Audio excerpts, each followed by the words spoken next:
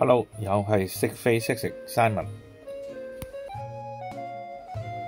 今日想同大家研究一下呢，就係我哋放飛機嘅位置啊，對我哋接收信號嘅影響。而家顯示俾大家睇到嘅呢，就係 2.4 嘅接收嘅，而且位置呢仲喺呢個沙田賽馬會附近嘅。咁大家都睇到個顯示屏嗰度呢，就講話呢度係禁飛區，所以呢，佢個信號呢影響係極大嘅。咁當然啦，如果用 2.4 頻道去接收，唔使飛幾耐啦，一定係會斷圖傳啦，信號弱啊。因為 2.4 頻道呢係俾呢個遙控接收嘅，所以嘅影響非常之大嘅。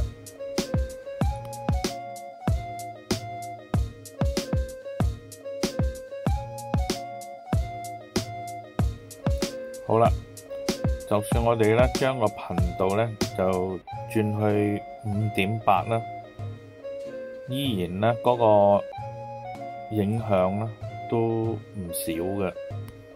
好啦，轉過嚟另外一個畫面，另外一個地方，呢個地方咧就好特別嘅，因為而家呢個係定格嚟嘅，所以咧你哋睇唔到啲信號咧跳動嘅。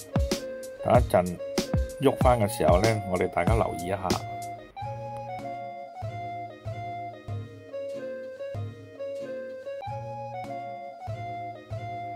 嗱，你睇唔睇到啊？啲信號好穩定嘅。咁呢就我一路行呢，就一路咁樣接收嘅。咁睇一睇個反應，似乎仲越嚟越好添，差唔多接近平底部啊。當然都係用翻5.8 頻道嗰度嚟接收啦。好啦，咁我哋就試飛一下，睇下佢個反應係有冇改變到啊，抑或係更加好。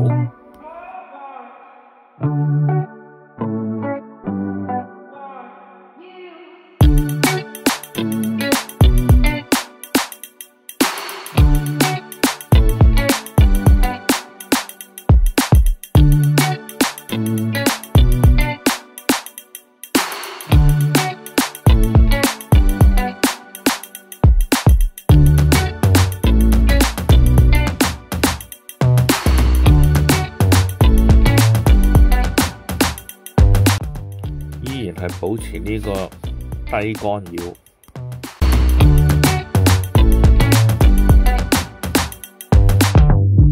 有強風信號警告。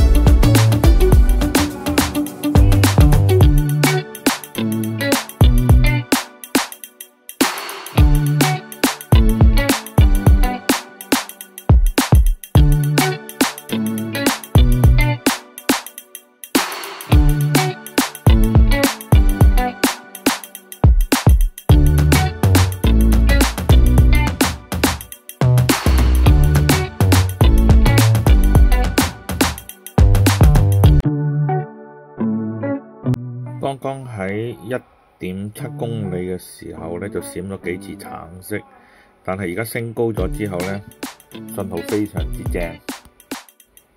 再睇睇個圖表，哇，信號非常之好啊，冇乜干擾添。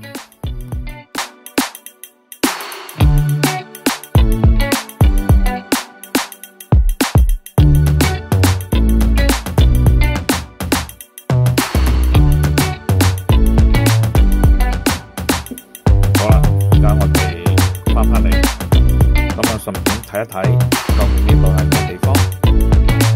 原來佢就喺大埔公園業村鳳凰衛視發射站嘅附近。喺回程途中呢，你哋可以睇到啦，佢哋喺天台嘅鑊形接收天線嘅。